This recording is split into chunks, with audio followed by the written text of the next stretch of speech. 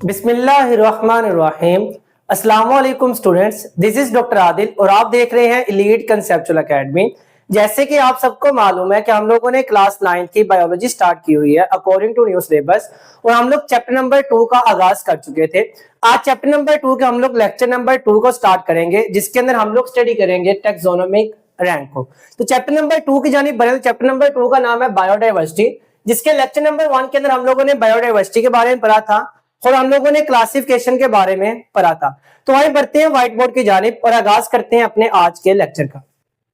तो क्लास आज का हमारा लेक्चर है taxonomic rank which is also known as the taxa, जो कि आगे प्लूरल है। अगर मैं सिंगुलर फॉर्म की बात करूं it is called as the taxon. अगर मैं टैक्सोनॉमिक रैंक या आगे पास टैक्सा की बात करूं तो ये बेस कर रहा होता है हमारे प्रीवियस लेक्चर के ऊपर। तो हम लोगों ने अपने प्रीवियस लेक्चर के अंदर टॉपिक पढ़ा था which is called as the classification. तो क्लासिफिकेशन क्या होता है? क्लासिफिकेशन एक ऐसा प्रोसेस होता है जिसके अंदर हम लोग लिविंग ऑर्गेनिजम्स को कुछ सिमिलैरिटीज की बुनियाद पर ग्रुप्स के अंदर क्लासिफाई कर देते हैं। तो क्लासिफिकेशन के दौरान जब हम लोग सिमिलैरिटीज अमंग द ऑर्गेनिजम्स की वजह से हम लोग जब जानदारों को डिफरेंट ग्रुप्स के अंदर डिवाइड कर जाते हैं तो वो जो ग्रुप बने होते हैं this groups are called as the taxonomic rank और टैक्सा। तो आइए पढ़ते हैं इसकी डेफिनेशन को। The group into which organisms are classified are called as taxonomic ranks और टैक्सा विच इज, और इसका सिंगुलर फॉर्म क्या होती है? टैक्सोन होती है। तो क्लासिफिकेशन के दौरान जब हम लोगों ने जानदारों को लिविंग ऑर्गेनिजम्स को डिफरेंट रैंक्स के अंदर डिफरेंट ग्रुप्स के अंदर क्लासिफाई किया तो वो ग्रुप जो आगे पास क्लासिफिकेशन के बाद बने this groups is called as the taxonomic rank और टैक्सा।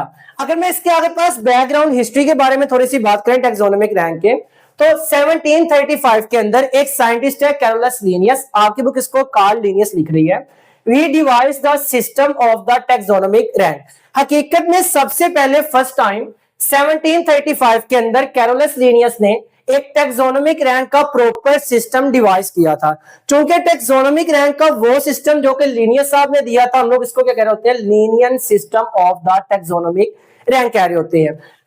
अब जो कैरोलस लीनियस था इसने जो टैक्सोनॉमिक रैंक बनाया था, इसने क्या किया था? सारे जानदारों को डिफरेंट ग्रुप्स और सब ग्रुप्स के अंदर डिवाइड कर दिया था which are called as the kingdom, then phylum, then class, then order, family, genus and species. तो आगे पास ये जितने भी टैक्सोनॉमिक रैंक्स बने हुए हैं, टैक्सा बने हुए हैं, सारे के सारे आगे पास किसने दिए थे? कैरोलस लीनियस ने दिए थे। और जैसे आगे पास टेक्नोलॉजी की एडवांस होती गई, आगे पास साइंटिस्ट के अंदर इल्म की आगे पास इजाफा होता गया, तो एक और साइंटिस्ट 1977 के अंदर इसके अंदर आगे पास टैक्सोनॉमिक रैंक के अंदर एक और टैक्सा को एंटर करवा दिया गया which is called as the domain. तो टोटल हमारे पास कुछ वो थे जिसको आगे पास कैरोलस लीनियस ने डिवाइस किया था और उसके अंदर एक 1977 के अंदर जिसे हम लोग डोमेन कह रहे होते हैं ये भी ऐड कर दिया गया था इसी सिस्टम के अंदर।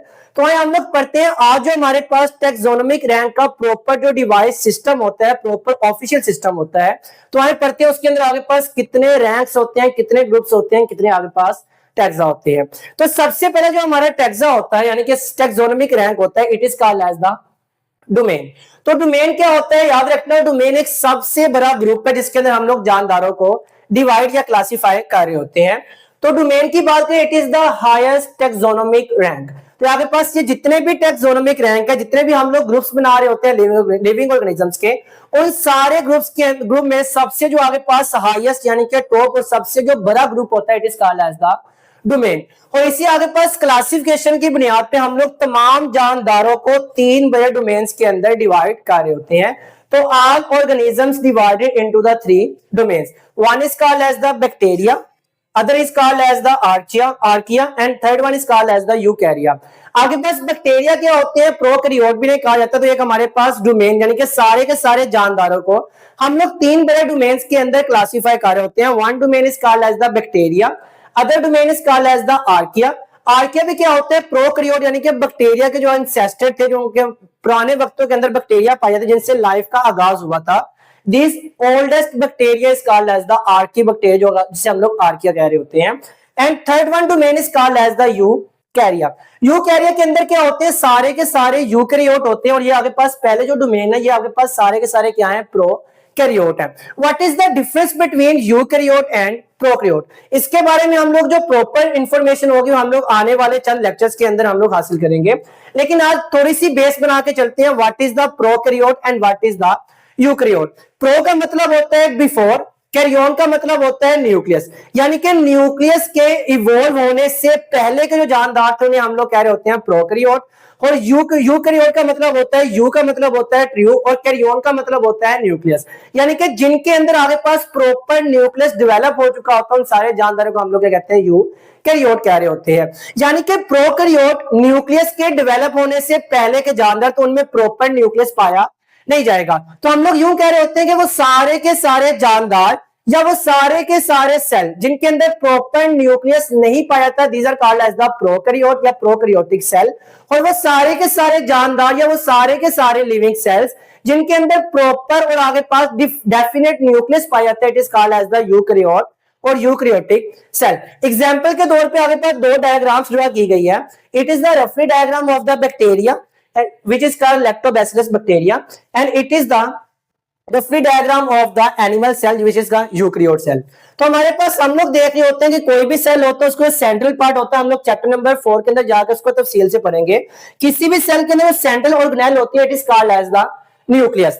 तो हमारे पास प्रॉपर न्यूक्लियस क्या होता है, ऐसा कोई भी सेल जिसका जो न्यूक्लियर मटेरियल होता है, यानी कि न्यूक्लियस के अंदर जो मटेरियल होता है, जो हमारा जेनेटिक मटेरियल होता है, वो उससे हम लोग कह रहे होते हैं न्यूक्लियर मटेरियल। तो ऐसा कोई भी सेल जिसके अंदर पाए जाने वाला ये जेनेटिक मटेरियल या न्यूक्लियर मटेरियल, उसको इन्वेलप करने वाली एक न्यूक्लियर इन्वेलप हो, एक मेम्ब्रेन हो, this nucleus is called as the definite और प्रॉपर न्यूक्लियस। और ऐसा सेल जिसके अंदर डेफिनेट या प्रॉपर न्यूक्लियस पाया जाता है, this is called as the eukaryote cell, जो कि हम लोग यूकैरिया के डोमेन के अंदर स्टडी कर रहे होते हैं। और अगर हम लोग प्रोकैरियोट की बात करें तो प्रोकैरियोट क्या होता है, उनका जो न्यूक्लियर मटेरियल होता है, जो आगे पास जेनेटिक मटेरियल होता है, क्रोमोसोम्स होते हैं या क्रोमेटिन मटेरियल होता है, उसको बाउंड करने वाली कोई भी सेल मेम्ब्रेन या न्यूक्लियर इन्वेलप नहीं होती। तो जिसके अंदर आगे पास ये न्यूक्लियर की मेम्ब्रेन या इन्वेलप नहीं पाई जाएगी, ये प्रॉपर न्यूक्लियस नहीं होगा। और जिसके अंदर प्रॉपर न्यूक्लियस नहीं होगा, this is called as the prokaryote, जिसके अंदर एग्जांपल क्या आती है, बैक्टीरिया। तो सारे जानदारों को तीन बड़े डोमेन्स के अंदर आगे पास डिवाइड कर दिया गया। वो जो आगे पास ओल्डेस्ट ऑर्गेनिजम्स थे which is called as the archaea, उसके बाद आगे पास प्योर प्रोकैरियोट जो थे, this is called as the bacteria. और जितने बाद में यूकैरियोट थे उन सबको एक ही डोमेन के अंदर क्लासिफाई कर दिया गया which is called as the यूकैरिया।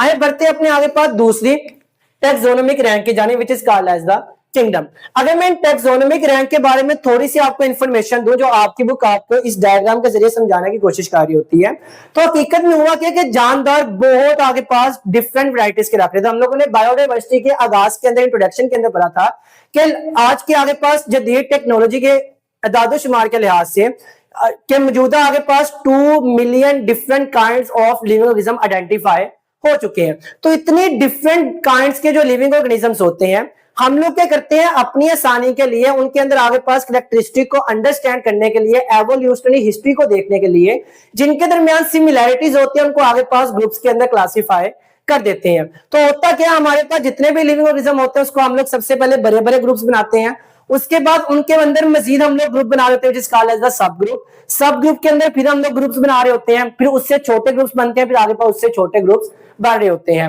तो इसी तरह आपके पास बताया गया, जैसे सबसे पहले क्या होगा, ये डोमेन होगा। तो इसी तरह आपको बताया गया है कि जैसे सबसे पहले क्या होगा, आगे पास डोमेन होगा, यानी कि आगे पास एक बड़ा टैक्सोनोमिक रैंक होगी। और इस सबसे बड़े टैक्सोनोमिक रैंक को हम लोग क्या कह रहे होते हैं, डोमेन कह रहे होते हैं। और इस टैक्सोनोमिक रैंक यानी कि डोमेन के अंदर जो लिविंग ऑर्गेनिज्म पाए जाते हैं, उनके अंदर जब हम लोग सिमिलैरिटीज देखें तो हम लोग क्या करेंगे, इनके अंदर पाए जाने वाले जो जितने भी जानदार होते हैं उनको मजीद ग्रुप्स के अंदर क्लासिफाई कर देंगे। तो डोमेन से क्या बनेंगे, किंगडम।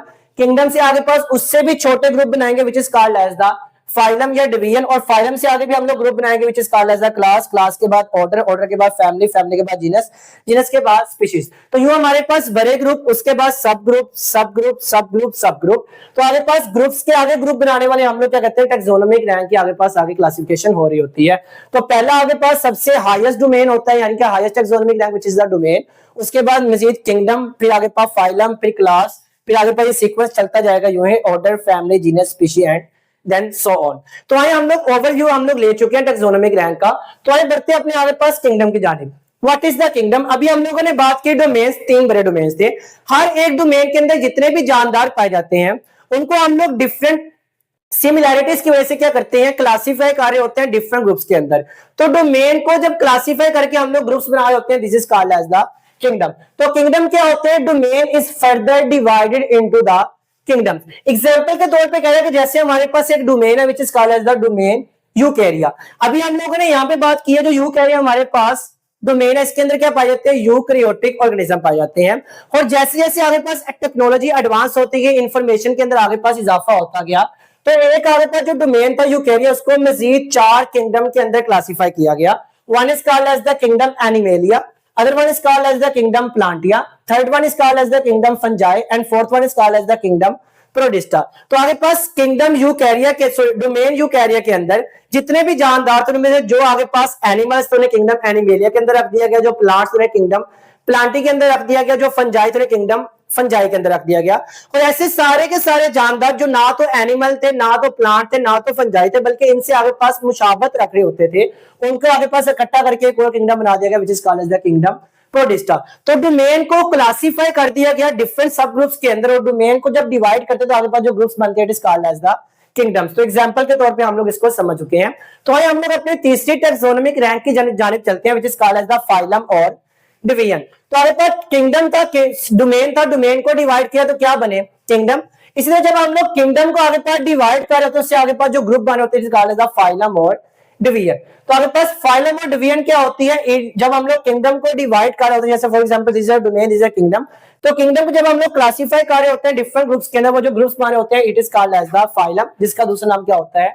डिवीजन होता है।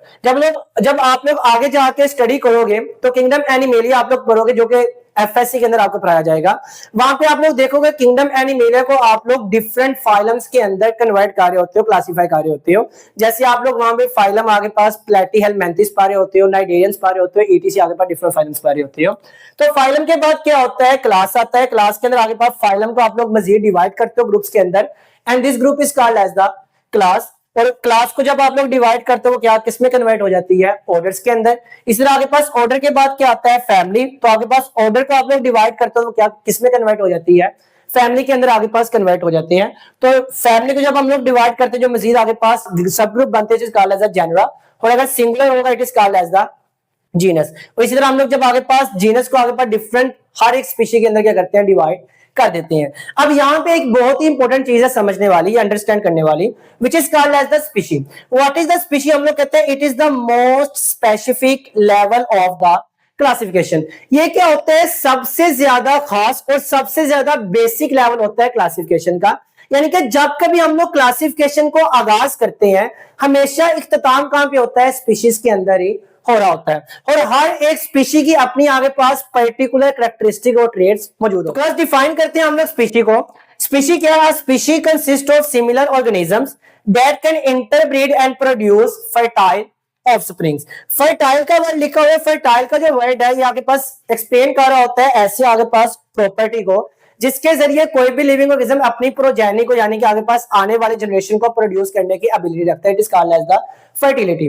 तो स्पीशी क्या होता है? कंसिस्ट ऑफ सिमिलर ऑर्गेनिज्म, यानी कि आगे पास इस अर्थ पे या पूरी दुनिया के अंदर या किसी भी एरिया के अंदर एक जैसे जानदारों को इकट्ठा करना जिनके अंदर क्या हो? दो तरह की प्रॉपर्टी हो। One is the interbreed free among them, वो एक दूसरे के दरमियान आगे पास रिलेशनशिप कर सके यानी कि आगे पास क्रॉस कर सके, और उसके बाद ऐसे ऑफस्प्रिंग ऐसे आगे पास औलाद को प्रोजेनी को प्रोड्यूस करे जो क्या होती है? फर्टाइल होती है, यानी कि आगे पास आगे अपनी जनरेशन को प्रोसीड करने की एबिलिटी रखी होती है। This similar group of organism is called as the species. For example अगर मैं बात करता हूं ह्यूमंस की, तो ह्यूमन का आगे पास साइंटिफिक नेम होता है होमो सैपियन। तो होमो सैपियन क्या है? इट इज द स्पीशी, क्योंकि आगे पास होमो सैपियन का मतलब है it is the group of the humans, यानी कि सारे इंसानों को जो किसी भी एरिया के अंदर पाए जाते हैं उनको इकट्ठा कर लेना। It is called as the homo sapien. तो होमो सैपियन क्या आगे पास एग्जांपल है किसकी? स्पीशी की। तो it is the basic level of the classification and specific level of the classification. तो आए स्टूडेंट्स टैक्सोनॉमिक रैंक को एग्जांपल के जरिए समझने की कोशिश करते हैं। और एग्जांपल के अंदर उसने हमें क्लासिफिकेशन बताई है किसकी? फ्रूट फ्लाई की, ह्यूमन की and pea plant. P plant कह रहे होते हैं हम लोग जो मटर के पौधे होते हैं उसे हम लोग पी प्लांट कह रहे होते हैं। तो हम लोग इसके अंदर टैक्सोनॉमिक रैंक के अकॉर्डिंग क्लासिफिकेशन पढ़ेंगे फ्रूट फ्लाई की, ह्यूमंस की एंड पी की। तो ये थोड़ा सा रिकॉल करते हैं जो अभी हम लोगों ने स्टडी किया है टैक्सोनॉमिक रैंक को। तो लीनियर सिस्टम की अगर मैं बात करूं उसके अंदर टैक्सोनॉमिक रैंक जो था उसके अंदर हम लोगों ने काफी ग्रुप्स और सब ग्रुप बनाए थे, जिसके अंदर हमारे पास पहले था kingdom, then phylum, then class, order, family, genus and last one is the species. तो इन्हीं आगे पास टेक्सोनोमिक रैंक के अकॉर्डिंग आज हम लोग क्लासिफिकेशन देखेंगे फ्रूट फ्लाई की, ह्यूमंस की एंड पी प्लांट के। तो हम लोग देखेंगे आगे पास ये सारे के सारे जो जानदार है किन किन किंगडम से बिलोंग करते हैं, किस फाइलम से बिलोंग कर रहे होते हैं, किस क्लास से, किस ऑर्डर से, और किस आगे पास family, genus and so on the species का नाम क्या होता है। तो आइए हम लोग सबसे पहले स्टडी करते हैं classification of the fruit fly. तो फ्रूट फ्लाई के अंदर मैं किंगडम की बात करूं तो आगे पास ये किंगडम एनिमेलिया से बिलोंग कर रही होती है। इसके अगर फाइलम की बात करें या डिवीजन की बात करें तो इसका फाइलम होता है आर्थ्रोपोडा, और ये इंसेक्टा की क्लास से बिलोंग कर रही होती है। ऑर्डर इसका होता है डिप्टेरा, फैमिली इसकी होती है ड्रोसोफ्लीडे, और जीनस इसकी होती है ड्रोसोफिला, और स्पीशी आगे पास होती है ड्रोसोफिला मिलानो गैस्टर। और अगर मैं आगे पास ह्यूमन की बात करूं तो ह्यूमन के अंदर आगे पास किंगडम क्या होता है एनिमेलिया, फाइलम क्या होता है कोडेटा, किस क्लास से बिलोंग करता है आगे पास मेमेलिया क्लास, एक क्लास होती है उस क्लास से बिलोंग कर रहा होता है। इसका ऑर्डर क्या होता है प्राइमेट्स, और ह्यूमंस का आगे पास फैमिली क्या होती है होमिनिडे, और इसका जीनस होता है होमो, एंड देन द स्पीशी का नाम क्या होता है होमो सैपियन होता है। And last one is the P plant, और पी प्लांट का जो किंगडम होता है आगे पास किंगडम प्लांटी से बिलोंग कर रही होती है। इसका जो आगे पास फाइलम होता है, इसका फाइलम होता है मिग्नेलियोफाइटा, तो इसके आगे पास आगे जो क्लास होती है इसकी मैग्नेलियोप्सीटा, और इसके आगे पास जो ऑर्डर होता है ऑर्डर उसका होता है Fabales, and then family Fabaceae, genus is the Pisum, and then the Pisum sativum. तो these are the examples of the lenient system of the classification of taxonomic rank। तो हम लोगों ने इस लेक्चर के अंदर टेक्सोनोमिक रैंक को study किया है, और उसके अकॉर्डिंग हम लोगों ने क्लासिफिकेशन देखी है फ्रूट फ्लाई की, ह्यूमंस की एंड पी प्लांट की। तो ये इसी सीक्वेंस से आप लोगों को सारी की सारी एग्जांपल्स के ग्रुप और सब ग्रुप लाजमी याद होने चाहिए, जो कि बहुत दफा बोर्ड क्वेश्चन आगे पास बन चुका हुआ है। उम्मीद है आज के टॉपिक के अंदर आपको किसी किस्म का कोई भी मसला नहीं होगा। मिलते हैं अगले लेक्चर में अगली वीडियो के साथ, तब तक के लिए अल्लाह हाफिज।